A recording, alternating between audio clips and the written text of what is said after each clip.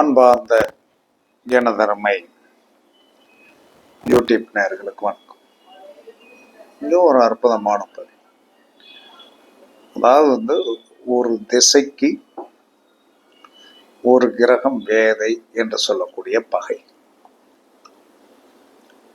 அப்ப மொத்தம் 7 கிரகங்கள். ராகு கேதுகள் இதில் உள்ளே வராது. ராகு கேதுகள் இதற்கு உள்ளே வருவதற்குண்டான சாத்தியக்கூறுகள் ரொம்ப ரொம்ப கம்மி. அப்ப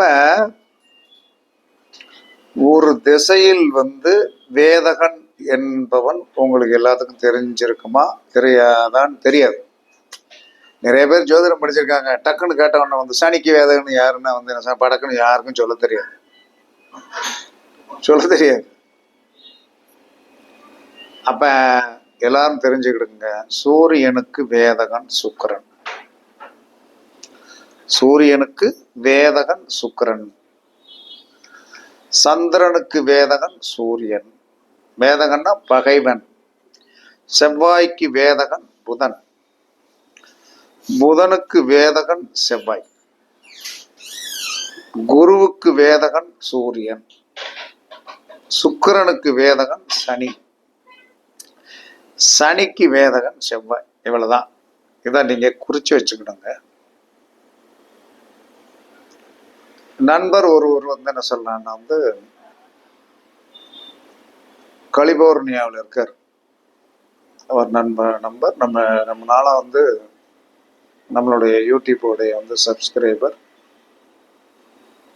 ஒரு ஆன்மீகம் சம்பந்தப்பட்டதுலையும் ஜோதிடம் சம்பந்தப்பட்ட அவருக்கு நல்ல பரிச்சயம் உண்டு. அப்ப பரிச்சயம் உண்டு அப்படின்னு சொல்லி அவர் கேட்கிறார், ஏன்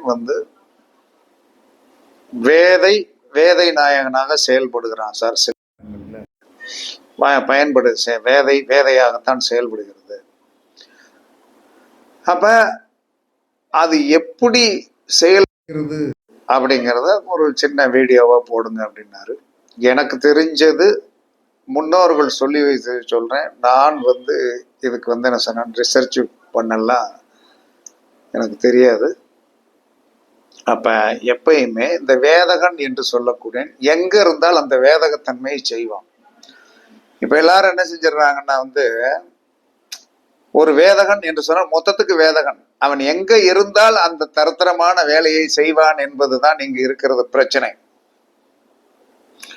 அப்ப சூரியனுக்கு வேதகன் சுக்கிரன் என்று சொன்னால்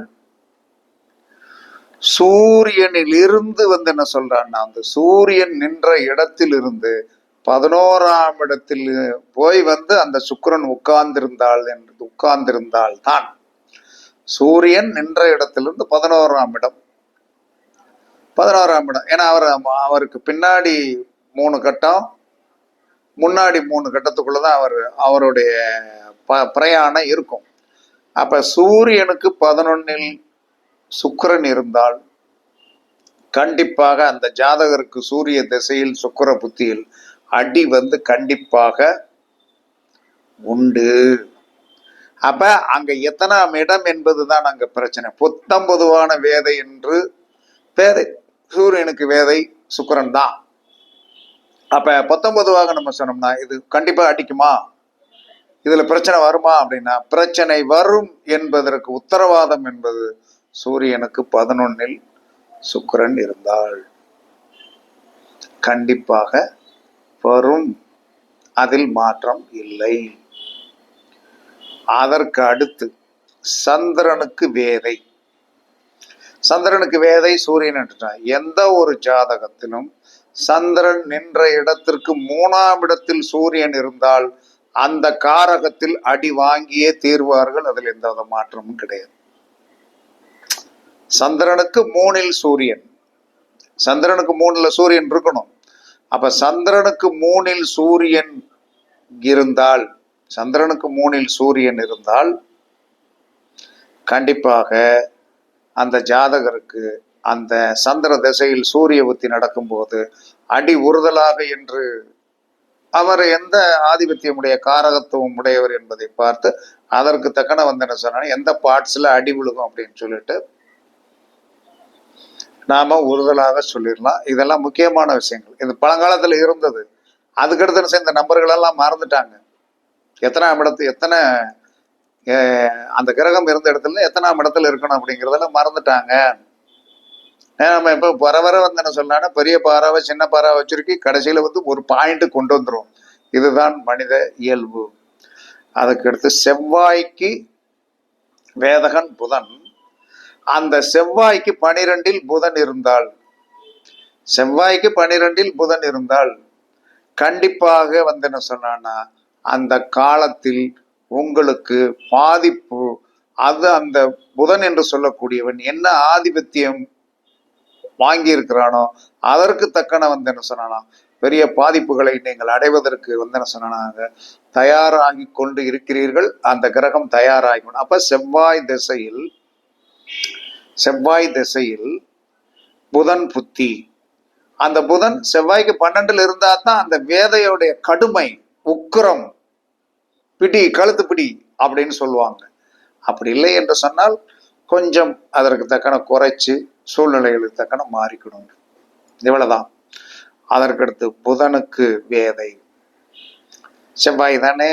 அப்ப புதனுக்கு வேதை என்பது புதனுக்கு 3 செவ்வாய் இருந்தால், புதனுக்கு 3 செவ்வாய் இருந்தால் அந்த திசையில், புதன் திசையில் செவ்வாய் புத்தியில் ஒரு பாதிப்பு உண்டு, ஒரு கஷ்டம் உண்டு, சங்கடம் உண்டு. அதை நீங்கள் ஏற்றுத்தான் ஆக வேண்டும் அப்படின்னு சாஸ்திரம் சொல்லுகிறது. அதற்கடுத்து குரு என்று சொல்லக்கூடிய அந்த கிரகம், அந்த குருவுக்கு சூரியன். அப்ப குருவுக்கு சூரியன் அப்படின்னு சொல்லி வரும்போது வேதை என்று வந்து விட்டது. அந்த வேதை குருவுக்கு 12 சூரியன் இருந்தால் தான், குருவுக்கு 12 சூரியன் இருந்தால் அது வேதையே, அக்யூரட்டான வேதை. அதுல எந்த மாற்றம் நீங்கள் சொல்லவே முடியாது. அக்யூரட்டான வேதை. அப்ப குருவுக்கு 12 சூரியன் இருந்தால் அது அக்யூரட்டான வேதை. அந்த காலத்தில் சூரியனுடைய காரத்துவங்கள் சார்ந்த விஷயத்தில் நீங்கள் பெரிய பிரச்சனையை சந்திப்பீர்கள் என்று சாஸ்திரம் சொல்லுகிறது. பரிச்சித்து பாருங்கள். இது 2வது. இந்த மாதிரி இருந்தாலே வேலை தான். அந்த திசை வரணும்னு அவசியம்லாம் கிடையாது. அந்த திசை வரணும், அந்த திசை அப்படி ஒரு அமைப்புல வரணும் அப்படிங்கிறதெல்லாம் கிடையாது. அதற்கடுத்து சுக்கிரனுக்கு வேதை சனி. பெரும்பாலான ஜாதகங்களில் நான் பார்த்திருக்கேன், சுக்கிர திசையில் சனி புத்தி கண்டிப்பாக அது எங்க இருந்தாலும் வந்து பெரிய பாதிப்பை கொடுக்குது. அதுல பாதிக்கப்பட்டவர்கள் வந்து நிறைய பேர் வந்திருக்காங்க. அப்ப சுக்கிரனுக்கு 4 சனி இருந்தால், சுக்கிரனுக்கு 4 சனி இருந்தால் கண்டிப்பாக அது பயங்கரமான தவிர்க்க முடியாத வேதையாக இருக்கும். அந்த காலத்தில் வந்து நீங்கள் ஜாக்கிரதையாக இருந்து கொள்ளுங்கள். எப்பயுமே யாருக்காவது சுக்கிரனுக்கு 4 சனி இருந்தவர்கள் கவனமாக இருங்கள். ஏன்னா சுக்கிரனுக்கு வேதை சனி. இதெல்லாம் அக்யூரேட்டா நம்ம சொல்லலாம். அதற்கடுத்து சனிக்கு வேதை. சனிக்கு வேதை யாரு? சனிக்கு வேதை செவ்வாய். அப்ப சனிக்கு 7 செவ்வாய் இருந்தால், சனி திசையில் செவ்வாய் புத்தியில், ஏன்னா 7ஆம் இடம், இந்த அஷ்டசஷ்டம், இது சனிக்கு 7 செவ்வாய், செவ்வாய்க்கு 7 சனி. அதுல சனிக்கு 7 செவ்வாய் இருந்து அந்த சனி திசையில் செவ்வாய் புத்தி வரும்போது அந்த மனிதனுக்கு பாதிப்பு தன்மைகள் கண்டிப்பாக வரும். அது உட்கார்ந்து இருக்கிற கட்டத்தை பொறுத்தளவு. அந்த கட்டம் இவருக்கு என்ன ஆதிபத்தியம் உடையது அப்படிங்கிறத நம்ம ஜாதகத்தை எடுத்துத்தான் சொல்ல முடியும், ஜாதகம் இல்லாமல் சொல்ல முடியாது. ஆனால் சூரியனுக்கு 11 சுக்கிரன், சந்திரனுக்கு 3 சூரியன், செவ்வாய்க்கு புதன் 12, புதனுக்கு செவ்வாய் 3, குருவுக்கு சூரியன் 12, சுக்கிரனுக்கு சனி 4, சனிக்கு 7 செவ்வாய். இதுதான் உண்மையான வேதை. அக்மார்க், அக்மார்க் என்று சொல்லக்கூடிய அற்புதமான வேதை. இந்த வேதையை வந்து நீங்கள் எப்பயுமே தெரிந்து வைத்துக் கொள்ளுங்கள். வேதகன் என்று சொன்னால் பாதகன், வேதகன் என்று சொன்னால் பாதகன். அப்ப வேதகன் என்று சொன்னால் பாதகன் அப்படிங்கிறது இது முடிவு செய்யப்பட்ட ஒன்றுதான். இதில் மாற்றமெல்லாம் கிடையாது. அப்ப எந்த ஒரு லக்கணத்தில் போய் பிறந்தாலும், சிம்ம லக்கணத்தில் போய் பிறந்தால் என்னைக்கு இருந்தாலும் சுக்கிரன் வேதகன் தான். கடக லக்கணத்துல போய் பிறந்தால் சூரியன் எப்பயுமே வேதகன் தான். மேச லக்கணத்திலேயோ விருச்சிக லக்கணத்திலேயோ போய் பிறந்தால் புதன் வேதகன் தான். மிதுன லக்கணத்திலேயோ கன்னி லக்கணத்திலேயோ போய் பிறந்தால் செவ்வாய் வேதகன் தான். தனுசு லக்கணத்திலேயோ மீன லக்கணத்திலேயோ போய் பிறந்தால் சுக்கிரன் கண்டிப்பாக, சூரியன் வந்து என்ன சொன்னா கண்டிப்பாக வேதகன் தான். அதுல மாற்றமெல்லாம் கிடையாது. அதே சமயத்துல கும்ப லக்கணத்திலேயோ மகர லக்கணத்திலேயோ போய் பிறந்தால் செவ்வாய் என்றைக்கும் வேதகன் தான். இதை யாராலும் நீங்கள் மாற்றிக்கொள்ளவும் முடியாது. அது இயற்கையுடைய ஸ்டாண்டர்டு வந்து ஒரு பர்டிகுலர் அமைப்பு இதுதான். இதை யாராலும் நீங்க மாற்றவும் முடியாது. அதை நீங்கள் வந்து என்ன சொன்னா சமாளிக்க கற்றுக்கொள்ளுங்கள் என்றுதான் சாஸ்திரம் சொல்லி. இப்ப எல்லாத்துக்குமே சொல்லிடலாம்னா பாசகர் எத்தனாம் இடத்துல இருக்கணும், போதகர் எத்தனாம் இடத்துல இருக்கணும், காரகர் எத்தனாம் இடத்துல இருக்கணும் இருந்தால், இது நம்ம பாதகத்தை சொல்லிட்டோம். அதே சமயத்துல வந்து என்ன சொல்லலாம்னா வந்து இந்த அமைப்பு வந்து என்ன சொல்லலாம்னா இந்த பாசகருக்கெல்லாம் வந்து என்ன சொல்லலாம்னா கரெக்டான ஒரு அமைப்புல வந்து அதற்குண்டான பாசக கிரகம் வந்து கரெக்டான அதுக்குன்னு ஒரு இத்தனாம் இடத்துல இருந்து இத்தனாம் இடத்துல இருக்கணும் அப்படின்னு இருக்குது. அது வந்து என்ன சொல்லலாம்னா இன்னொரு நாளைக்கு வந்து என்ன சொல்லலாம்னா கண்டிப்பாக அதை வந்து நம்ம வந்து சூரியனுக்கு பாசகர் யார், அந்த பாசகர் எத்தனாம் இடத்தில் இருந்தால் அள்ளி கொடுப்பா, அப்படி அந்த காலம்புறம் அள்ளி கொடுக்கறது தான். அதில் மாற்றம்லாம் கிடையாது. சந்திரனுக்கு பாசகர் யார், அவர் எத்தனாம் இடத்துல இருக்கணும், இதெல்லாம் வந்து என்ன சொன்னா பிக்சடு பண்ணப்பட்ட ஒரு விஷயங்கள். இது வந்து ஜாதகத்தோடைய நம்மளுடைய பிறப்பின் கர்மா.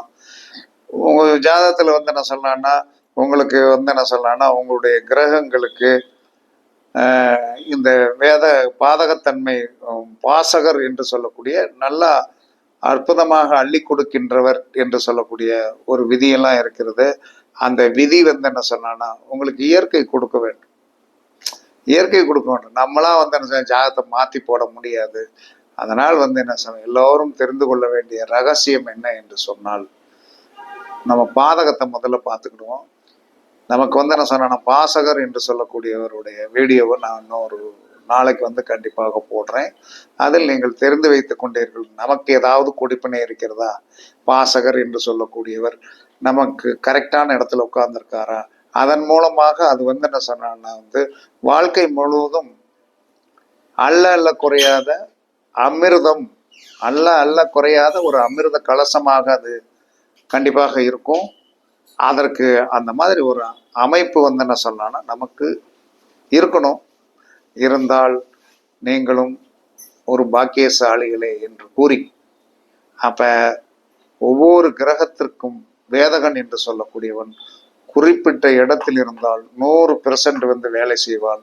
மற்ற இடங்களில் இருந்தால் கொஞ்சம் அதோடைய ஆதிபத்தியங்கள் கம்மிதான் என்று கூறி உங்களிடமிருந்து விடைபெறுவது சிப்பிப்பாறை ஜோதிடர் சாதி ராகவன் ஜெயபாலாஜி. சுகமே சூழ்க, வாழ்க வளமுடன். வணக்கம்.